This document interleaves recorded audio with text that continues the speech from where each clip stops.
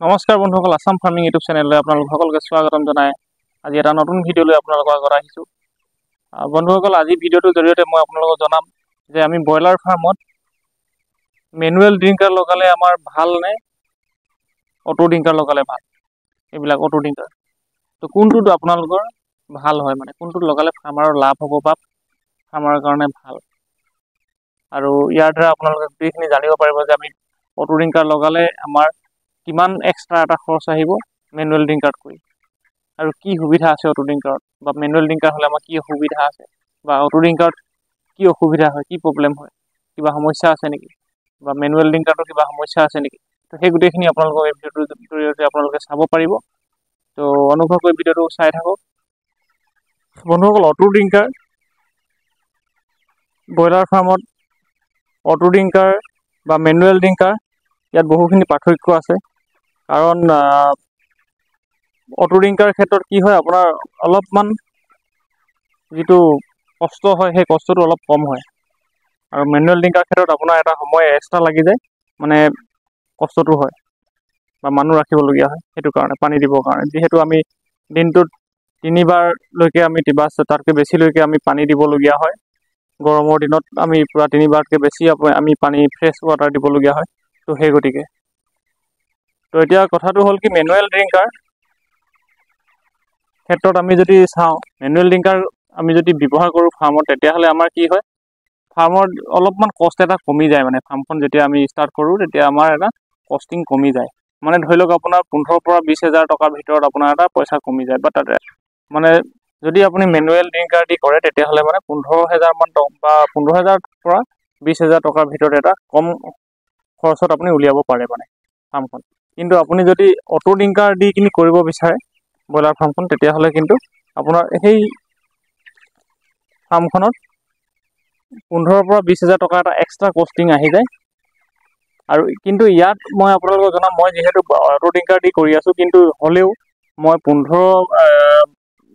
পৰা 12 দিন মানে 10 পৰা 12 দিন যেতিয়া ব্ৰুডিঙত থাকে, তেতিয়া মই মেনুৱেল ড্ৰিংকাৰ দিবলগীয়া হয়, যিটো 3 লিটাৰ ড্ৰিংকাৰ হয়। 3 লিটাৰ ড্ৰিংকাৰ ইউজ কৰিবলগীয়া হয়। আমি যিহেতু পোৱালিখিনি সৰু থাকে, তেতিয়া অটো ড্ৰিংকাৰ দিলে ঢুকি নাপায়গৈ, আৰু ব্ৰুডিং ৰুমত থাকে, ব্ৰুডিং চেম্বাৰত, তেতিয়াহ'লে আমি সেই সৰু সৰু মেনুৱেল ড্ৰিংকাৰত আমি দিবলগীয়া হয়। আৰু মেনুৱেল ড্ৰিংকাৰত দিলে আপোনালোকে সকলোৱে জানে যে আমি মেনুৱেল ড্ৰিংকাৰত পানী নিজেই যেতিয়া আমি মেডিচিন মিলাওঁ, তেতিয়াহ'লে এটা ডাঙৰ বাকেটত বা ডাঙৰ ড্ৰামত আমি মিলাই ল'ব লাগে। তাৰপিছত সৰু সৰু ড্ৰিংকাৰত বাকি তাৰ পৰা আমি গৈ মেলি ধুনীয়াকৈ সেই ব্ৰুডিং চেম্বাৰত এটা এটাকৈ আমি দিব লাগে।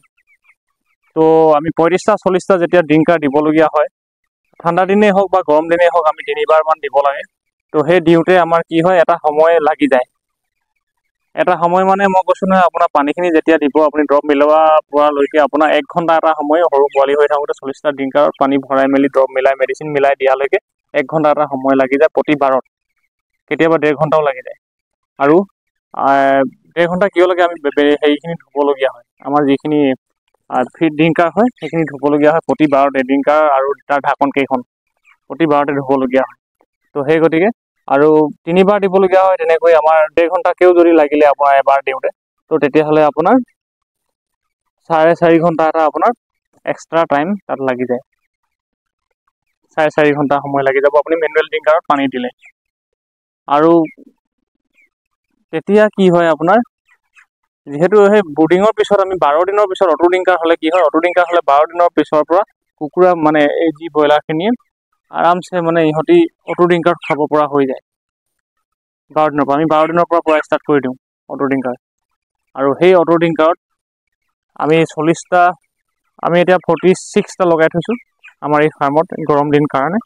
আৰু সেই 46টা ড্ৰিংকাৰ আমি যেতিয়া অটো ড্ৰিংকাৰত ইউজ কৰোঁ, মানে 12 দিনৰ পৰা, তাৰ পিছৰ পৰা 12 দিনৰ পিছৰ পৰা আমাৰ কষ্টটো বহুখিনি কমি যায়। মানে বহুখিনি কমি যায় মানে আপোনালোকে চাব, যেতিয়া আমি মেনুৱেল ড্ৰিংকাৰত পানী দি আছিলোঁ, মেনুৱেল ড্ৰিংকাৰত যেতিয়া পানী দিওঁ আমাৰ 4-3 ঘণ্টা এটা প্ৰতিবাৰত লাগিছিলে বা ধুবলগীয়া হৈছিলে। কিন্তু ইয়াত আমি অটো ড্ৰিংকাৰত কৰিলে কি হয়, আমি টেংকিটো তাত ৰাখি দিছোঁ, আৰু টেংকিটো ৰাখি কিনি আমি এইফালে 3ডাল মানে পাইপ লগাই দিছোঁ। তাৰপিছত কিন্তু আমি 4 লাইন দিছোঁ। দেখিছে, মই যোৱাবাৰ মোৰ ফাৰ্মখনত মই 3 লাইন লগাইছিলোঁ, কিন্তু এতিয়া 4 লাইন কৰিলোঁ। দেখিছে আপোনালোকে চাওক, feeder drinker, feeder drinker, feeder drinker, এনেকৈ আপোনাৰ 4 লাইন আছে। আমাৰ কোম্পানীৰ পৰা জনালে যে 4 লাইন হ'ব লাগে, আমি 4 লাইন কৰি দিলোঁ। তাৰপিছত আমি পানী উঠুৱাই দিওঁ। যিমান লিটাৰ পানী লাগে ধৰক আমাৰ একবেলাৰ কাৰণে, দিনৰ ৰাতিপুৱা আমি 7টামান বজাত উঠালে মানে ধৰি লওক 1টা বজালৈকে হোৱাকৈ আমাৰ যিমানখিনি পানী লাগে 200 লিটাৰ 100 লিটাৰ 300 লিটাৰ যি লাগে, যিমানটো চাইজ হৈ থাকে পোৱালি, সেইটো হিচাপত অনুমান কৰি আমি তাত তুলি দিওঁ। তাৰপিছত যি মেডিচিন মিলাব লাগে আমি সেই টেংকিত মিলাই দিওঁ।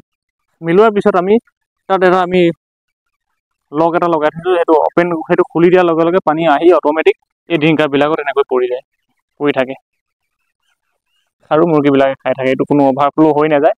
কেতিয়াবা ৱাছাৰ চোৱাছাৰ বেয়া হৈ গ'লে বা স্প্ৰিং বেয়া হ'লে সেইটো অভাৰফ্ল' হোৱাৰ চান্স থাকে। আমাৰ এতিয়ালৈকে হোৱা নাই বাৰু। পানীটো অট'মেটিক কাৰেণ্ট থাকিলে মানে আপোনাৰ অট'মেটিক 5 মিনিটো নালাগে উঠি যায়। উঠাৰ পিছত আমি হাফ টেংকি হৈয়ে যায় মানে 5 মিনিটত। মেডিচিন মিলাই আমি পটাপট দি দিম আৰু। কিন্তু কেতিয়াবা কি হয় 2-3 দিন এনেকৈ থাকিলে ড্ৰিংকাৰবিলাক আমি চাফা কৰিবলগীয়া হয়। ড্ৰিংকাৰবিলাক আমি চাফা কৰিবলৈ আমি ড্ৰিংকাৰবিলাক খুলিব দৰকাৰ নাই ইয়াত। চব কাপোৰ এখন লৈ ভালদৰে ধোৱা কাপোৰ এখন লৈ মেলি আমি ইয়াৰ পৰা মোহাৰি আনো। মোহাৰি এই তলতো মোহাৰোঁ, পানীয়ে আখলি দিওঁ এনেকৈ ইয়াতে।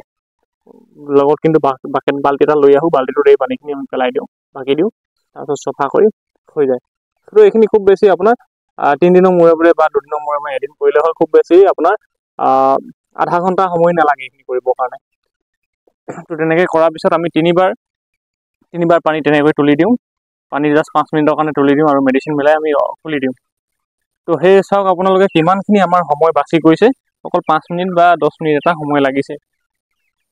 সেই 4.5 ঘণ্টা বাদ দি কিনি আপুনি চাওক, তাৰে ধৰি লওক মই আপোনাৰ আধা ঘণ্টা এটা গোটেই 3বাৰ কাৰণে সময় লাগিলে বুলি ধৰি লওক। সেই পানীৰ কাৰণে আমাৰ সিমানখিনি সময়ে লাগিলে। আৰু কি হয় এই অটো ড্ৰিংকাৰবিলাকত হ'লে আমি যেতিয়া ৰেকিং কৰিলে আমি অটো ড্ৰিংকাৰবিলাক যদি ওপৰলৈ দাঙি লওঁ, ইমানডোখৰ মানুহলৈকে যদি ওপৰলৈকে ইমানডোখৰ মানুহলৈকে এনেকৈ ওপৰলৈকে যদি দাঙি কিনি আমি ৰেকিং কৰোঁ নহয়, তেতিয়াহ'লে পুৰাবিলাকে মানে ইফালৰ পৰা সিফালে যেতিয়া দৌৰিলেও মানে এই ড্ৰিংকাৰটোৰ পৰা পানীখিনি নপৰে। কিন্তু মেনুৱেল ড্ৰিংকাৰত কি হয়, আমি মেনুৱেল ড্ৰিংকাৰখিনি যদি ভিতৰত থৈ কিনি আমি যদি ৰেকিং কৰি থাকোঁ, তেতিয়াহ'লে কুকুৰাই জঁপিয়াই মেলি আপোনাৰ ড্ৰিংকাৰটো মাটিত পেলাই দিব, গোটেই পানী হ'ব। আৰু সেইকাৰণে আমি সদায় সেই ড্ৰিংকাৰটো বাহিৰলৈ উলিয়াই ল'বলগীয়া হয়। তো সেইটো এটা কষ্ট। তো তেনেকৈ আৰু ইয়াতে কি হয় আপোনাৰ পানী শেষ হোৱাৰ চান্সটো নাথাকে একচুৱেলি। আপুনি যেতিয়াই মন যায় তেতিয়া দি থাকিব পাৰে। আৰু তাত শেষ হ'লে আকৌ আপোনাৰ এটা সময় লাগি যাব। তো সেইখিনিয়ে। আৰু পানী খোৱাটোতো আপোনাৰ মেনুৱেল ড্ৰিংকাৰটো খাব পাৰে, অটো ড্ৰিংকাৰটো খাব পাৰে সমানেই। মেনুৱেল ড্ৰিংকাৰটো বহুত মানুহে তেনেকৈ মুৰ্গী পালন কৰি আছে আৰু তাৰ পৰা বহুত আমাতকৈ বেছি হয়তো লাভালাভ কৰি আছে। কিন্তু সেই কষ্টটো অলপ হয়। মই সেই কষ্টটোৰ কাৰণে কৈছোঁ, আপোনালোকে যদি অলপ কষ্ট কমাব বিচাৰে ব্ৰইলাৰ ফাৰ্মত, তেতিয়াহ'লে আপুনি মানে সেই অটো ড্ৰিংকাৰ লগোৱাটোৱে ভাল। অটো ড্ৰিংকাৰটো লগালে বহুতখিনি কষ্ট কমি যায় আৰু আপোনালোকে সেই সময়খিনি আপুনি বেলেগ এটা টাইমত বেলেগ এটা জেগাত দিব পাৰে বা আপুনি বেলেগ কামত আপুনি ব্যৱহাৰ কৰিব পাৰে সেইখিনি সময়। আৰু তেতিয়া আপোনাৰ এক্সট্ৰা মানুহ থ'বলগীয়া দৰকাৰ নহয় অটো ড্ৰিংকাৰ লগালে। কিন্তু অটো ড্ৰিংকাৰটো মানে যিয়ে হওক, মেনুৱেল ড্ৰিংকাৰ হওক অটো ড্ৰিংকাৰ হওক, আপোনাৰ এই 4 লাইন কৰিব লাগে। এটা ড্ৰিংকাৰ এটা ফিটাৰ এনেকৈ কৰি। আমাৰ যিহেতু আমি আগতে প্ৰথমবাৰ ভুল হৈছিলে 3 লাইন দিছিলোঁ, 3 লাইন দিয়াৰ কাৰণে কোম্পানীয়ে 4 লাইন দিব ক'লে। এতিয়া কি কৰিলোঁ, আমি একেডাল পাইপৰ পৰাই আমি 2 লাইন কৰি দিছোঁ। চক ইয়াতে এটা আমি টি লগাইছোঁ, এইটো টি দেখিছে, ইয়াৰ পৰা এই পাইপডালৰ পৰা আহিছে পানীটো। আহি কিনি আগতে আমি অকল এটা ড্ৰিংকাৰ লগাইছিলোঁ ইয়াত। তাৰপিছত কোম্পানীয়ে কোৱা দেখি আমি ইয়াত দুটা আৰু এটা বহাই দিলোঁ। বহোৱাৰ পিছত কি কৰিলোঁ, ইয়াত এটা টি পালোঁ। ইয়াত এটা পাইপ লগাই দিলোঁ, ইয়াত এটা পাইপ লগাই দিলোঁ। এটা ইয়াত বহিলে দেখিছে আৰু এটা এইফালে লৈ গৈছোঁ আমি। তো এনেকৈ আমি দুটা লাইন কৰি দিছোঁ একেটা লাইনৰ পৰা, একেটা পাইপ লাইনৰ পৰাই।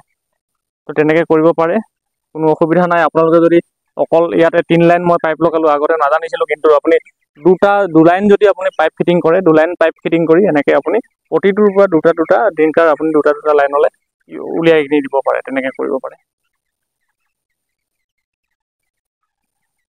তো বন্ধুসকল, আপোনালোকে জানিলে যে অটো ড্ৰিংকাৰৰ পৰা আমি কিমানখিনি মানে সুবিধা হয় আমাৰ, আৰু মেনুৱেল ড্ৰিংকাৰ ল'লে আমাৰ কেনেকুৱা ধৰণৰ কষ্ট হয়।